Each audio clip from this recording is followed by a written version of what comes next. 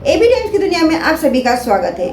आज हमें ये पता चला है कि म्यूनसिपालिटी हॉस्पिटल फिर से प्राइवेट किया जा रहा है। मुंब्रा का एकलता एक म्यूनसिपालिटी हॉस्पिटल है जो कि एमएम बिला में बनाया गया है और गरीबों की मदद के लिए बनाया गया, लेकिन उसे कुछ दिन पहले प्राइवेट किया जा रहा था, जिसमें फरद ने कहा कि ये हॉस्पिटल प्राइवेट नहीं होगा, इसीलिए वो भूख हड़ताल पे भी 9 दिनों तक बैठी थी। आज फिर मामला वापस से सामने आ रहा है कि वो हॉस्पिटल फिर से प्राइवेट किया जाएगा, जिसके चलते फरद ने आज ये टॉपिक को यहाँ पे बताया है, हमें समझाया है कि ये किस तरीके से प्राइवेट किया जा रहा है। जैसे कि इसका भी एक टेंडर निकलेगा जिससे यह हॉस्पिटल प्राइवेट हो जाएगा। इसी के चलते फरद ने इस मामले में क्या कदम उठाया है, आइए देखते हैं ये वीडियो। फरद, जैसे कि अभी तुमको हड़ताल पे बैठे थे, उसके बावजूद आज क्या ऐसा इशू आ गया जो तुमको वापस से यहाँ पे प्रेस कॉन्फ्रेंस बिठाना पड़ा? अस्सलाम वालेकुम। देखिए कैसा है, हम लोगों ने जब इस चीज की खबर सुनी थी कि ये हॉस्पिटल प्राइवेट होने वाला है, उसी वक्त मैंने सबसे पहले अनाउंस कर दिया था, क्योंकि मुझे पता है कि यहाँ पर लोग कैसे हैं। अगर मुझे इसके लिए हाई कोर्ट तक जाना पड़े तो मैं हाई कोर्ट तक जाऊंगी। जैसे कि आप लोगों को मालूम है कि हम लोगों ने बहुत पत्र व्यवहार किए, बहुत लोगों से मुलाकात की, कमिश्नर से लेकर सीएम से लेकर हर किसी से मुलाकात करी इस बारे में। तो ये हॉस्पिटल के बारे में हम लोगों ने, आप लोग सब ये भी जानते हैं और आपके चैनल के माध्यम से लोगों ने ये भी देखा है कि हमने 9 दिन की भूख हड़ताल भी की थी, और वो 9 दिन की भूख हड़ताल सफल भी रही, क्योंकि खुद मनीष जोशी साहब यहाँ पर आके गए थे। आप लोगों ने वीडियो में इसको कैप्चर किया। उसके बाद ऐसा क्या हो गया जो आज आपको यहाँ पे आना पड़ा? कैसा है, उन लोगों ने वीडियो में बताया भी था इस चीज को कि हम लोग इस हॉस्पिटल को प्राइवेट नहीं करेंगे, इसको सरकारी किस तरीके से चलाना है इसके ऊपर अभी हम काम करेंगे। लेकिन 2 महीना हमारी मीटिंग भी हुई इस चीज के लिए, हमने मनीष जोशी से हमारी पर्सनल मुलाकात भी हुई, किस तरीके से काम होना चाहिए, क्या होना चाहिए, वो सब भी जो है वो उसके बारे में बात हुई। अब अचानक से हम ये देखते हैं जून के महीने में कि जो इन लोगों ने टेंडर निकाल दिया। अब टेंडर क्यों निकाला, अब हमें ये बात समझ में है कि ये लोग लातों के भूत है, बातों से नहीं मानने वाले। और अब जो है वो किसी से बात करना, किसी से मुलाकात करना, अब ये फजूल लगा। और जो मेरा बयान था पहले वीडियो में इस हॉस्पिटल के रिगार्डिंग में, जो सबसे पहला मैंने वीडियो दिया था, उसके अंदर मैंने ये कहा था कि अगर मुझे इसके लिए हाईकोर्ट तक जाना पड़े तो मैं जाऊंगी। और आज वही मैंने अपनी बातों को जो है वो मैंने कंप्लीट किया है। और हम लोगों ने हाई कोर्ट में जो है वो पीआईएल दाखिल कर दी है, और ये पीआईएल का हम लोगों को नंबर में मिल गया है 108/2023। ये हमारा पीआईएल का नंबर है 108। और इसके अंदर जो है पेटिशनर मैं खुद हूँ, क्योंकि मैंने खुद ने इसके ऊपर जो पीआईएल फाइल किया है। Sheikh Faraz Sheikh versus Thane municipal corporation and others, ये रिस्पोंडेंट्स है, और भी लोगों को हम लोगों ने इसके अंदर रखा है। तो ये इसके ऊपर हमने फाइनल, क्योंकि अब मुझे इतनी बात समझ में आ गई कि क्यों बार बार अभी इसके बाद हम फिर भूख हड़ताल क्यों करें। बात हमने यहाँ के जिम्मेदारान लोगों से बात की और उनको कहा, तो उन्होंने हमें ये सजेशन दी कि क्यों आप जो है भूख हड़ताल करके वापस ये, आप भूख हड़ताल ना करते हुए आप डायरेक्ट आप कोर्ट को मूव करो, क्योंकि वो एक वाहिद जरिया है जहाँ पर वो सब। भूख हड़ताल से भी इन लोग पे फर्क नहीं पड़ा, कोई असर नहीं पड़ा है? एक्चुअली पड़ा था, लेकिन फिर मैं ये कहूंगी कि शायद कोई पॉलिटिकल प्रेशर हो, या शायद किसी ने ये बोला हो कि नहीं भाई ऐसा नहीं ऐसे करना है, तो किसी के प्रेशर में ही काम कर रही होगी टीएमसी, या पता नहीं क्या। तो मुझे अब वापस से इसके ऊपर भूख हड़ताल करना या किसी और तरीके का प्रोटेस्ट करना वेस्ट लगा। तो अब मुझे लगता है कि सबसे इम्पोर्टेंट, सबसे अच्छा काम जो है वो अभी इसके खिलाफ जो है वो हाई कोर्ट में जो है वो पिटीशन फाइल करना है। मैंने पीआईएल दाखिल कर दिया है, और इसके ऊपर इसी मैटर, यानी इसी हॉस्पिटल के मैटर पर जो है वो ऑलरेडी एक हियरिंग चल रही है, जो करप्शन के मैटर पर है, और इस हॉस्पिटल को जल्दी चालू करने के मैटर में। तो आने वाली 25 तारीख को, यानी ट्यूसडे के दिन जो है इसके ऊपर हियरिंग भी होने वाली है।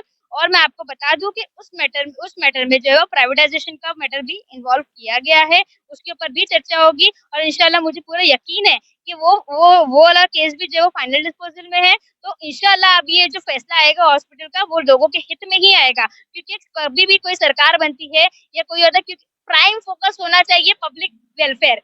हाँ, लोगों के हित में कोई भी काम होना चाहिए, क्योंकि हम लोग एक डेमोक्रेटिक कंट्री में रहते हैं, और यहाँ पर जो है वो for the people, to the people, by the people, सिर्फ लोगों के लिए ही काम होता है और लोगों से ही काम होता है। लोगों को फैसिलिटी तो मिलती है नहीं, तो लोगों का काम क्या होता तो लोगों का फैसिलिटी दिलाना ही तो हम लोग ने जिम्मेदारी ली है ना, क्योंकि हम लोगों ने यही सोचा है कि लोगों को फैसिलिटी दिलाना ये हॉस्पिटल की जिम्मेदारी, ये हॉस्पिटल को सरकारी चलाना अब मुस्लिम लीग पार्टी की जिम्मेदारी है। और इसके लिए हमने भूख हड़ताल भी की, लोगों से मीटिंग भी की, सीएम से भी मीटिंग की, हर किसी से की। अब हमें सिर्फ एक ही बात समझ में आती है कि अब हमें जो वो कोर्ट को मूव करना है, और हमने वो कर दिया है। हमारी हियरिंग भी इसके ऊपर चल रही है। जहाँ तक मुझे बात समझ में आती है कि अब जो है वो फैसला लेगा वो कोर्ट ही लेगा, और जो भी लेगा वो इंशाल्लाह मुमरा के लोगों के हित में ही आएगा इंशाल्लाह। अकबर भाई, जैसे कि आप लोग अभी भूख हड़ताल में यहाँ पे फरद के साथ थे, तो उसके बावजूद आज फिर आप लोगों को यहाँ पे आना क्यों पड़ा? दरअसल ठाणे महानगर पालिका जो है, मैं साफ साफ बोलना चाहता हूँ क्योंकि डरना सिर्फ अल्लाह से है। ठाणे महानगर पालिका नहीं है बल्कि एनसीपी ठाणे महानगर पालिका है। पूरी ठाणे महानगर पालिका जो यहाँ के राजकारण के इशारों पर चलती है, और यहाँ का राजकारण ये नहीं चाहता है कि यहाँ मुमरा की मुसलमान गरीब अवाम का कुछ भला हो, बल्कि उनके प्राइवेट हॉस्पिटल चलाए जा रहे हैं। उन प्राइवेट हॉस्पिटलों के जरिए से लाखों रुपए करोड़ों रुपए लोगों से वसूले जा रहे हैं। इसी के चलते हुए आज जो है मुमरा के गरीब लोगों के लिए जो 3 साल में हॉस्पिटल बनना चाहिए था, आज वो 14-15 साल हो गया है, लेकिन आज तक बन के भी वो शुरू नहीं हुआ है। यानी ये मुमरा के अवाम को फैसिलिटी देना नहीं चाहते हैं। ठाणे महानगर पालिका के जो भ्रष्टाचार करने वाले अधिकारी हैं, इन लोगों की मदद से यहाँ पर जो है सारा ये एक स्कैम चल रहा है। ये स्कैम ही बोला जाएगा कि भाई हर चीज को प्राइवेट किया जा रहा है, चाहे वो हमारा स्टेडियम हो, चाहे हमारा स्कूल हो, चाहे जो हॉस्पिटल हो, सारी चीजें जो है यहाँ पर प्राइवेट करने की कोशिश की जा रही है और उसको कमाई का जरिया बनाने की कोशिश की जा रही है। तो मेरी अवाम से मुमरा की ये दरख्वास्त है कि आने वाले इलेक्शन में जो है 15 साल जो पीछे हमारा गुजरा, सिवाय गटर के, नालों के, गंदगी के हमको कुछ नहीं मिला।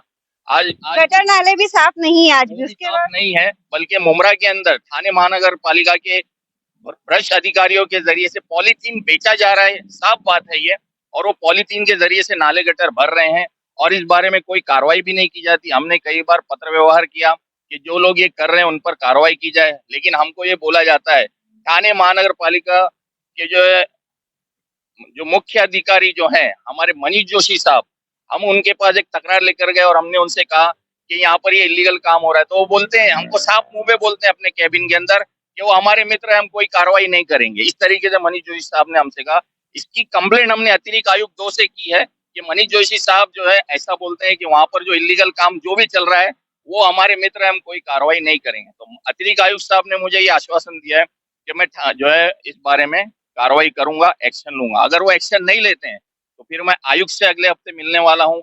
अगर उन्होंने भी कुछ नहीं किया तो मैंने ये सोचा है कि मुमरा के अंदर जो इलीगल काम चल रहे हैं और उस पर एक्शन नहीं हो रहा है तो मैं ठाणे महानगर पालिका के बाहर धरना देने की मैं बात करके आऊंगा। और मैंने पहले भी ये कहा है अतिरिक्त आयुक्त के जो है पास, आने वाले इलेक्शन में ऐसे लोगों को मौका दे जो हमारे लिए काम कर रहे हैं, ना कि अपनी करोड़ों की प्रॉपर्टी बनाकर बैठे हैं जैसे पिछले 15 साल में हमारे इलाके के नेता लोगों ने किया है। तो मेरी यही दरख्वास्त है कि सोच समझ कर आने वाले इलेक्शन में वोट दें। ऐसी और बड़ी खबरों को देखने के लिए बने रहिए एबी टाइम्स ऑफ महाराष्ट्र के साथ। जय हिंद, जय महाराष्ट्र।